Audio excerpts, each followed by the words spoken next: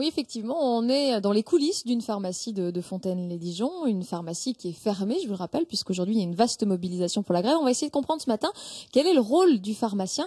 Et pour ça, eh bien, c'est une préparatrice en pharmacie, Martine Vernier, qui va nous aider. Bonjour. Bonjour. Est-ce que vous pouvez nous expliquer, quand vous avez une ordonnance comme ça, quel va être votre rôle en tant justement que préparatrice? Oui, mais déjà au comptoir, j'ai déjà reçu ma cliente. On a déjà discuté toutes les deux. Je connais son traitement, j'ai regardé son historique. Donc une fois que je suis devant mon tiroir, je vais sortir les produits. Après, je vais bien calculer si la quantité est exacte, si je peux lui donner ces 3 mois maintenant, etc. Donc je prends la boîte et voilà.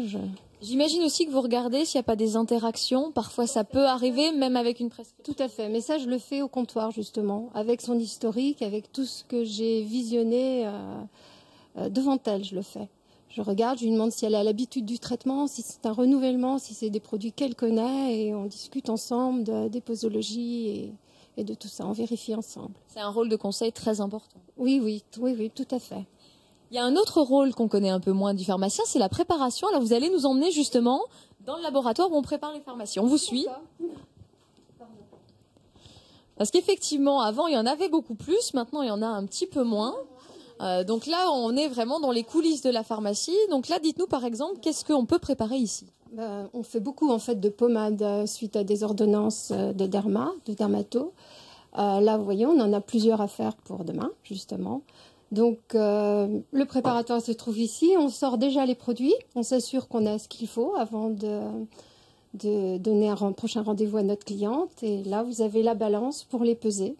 Nous avons tout notre matériel, alors, par exemple un mortier pour la future pommade qui va être à préparer. C'est principalement des pommades aujourd'hui qui sont prescrites, par exemple, que vous fabriquez? Beaucoup, oui, beaucoup de pommades, des solutions, parfois des gélules. Et ça reste à peu près les préparations que l'on fait maintenant, oui.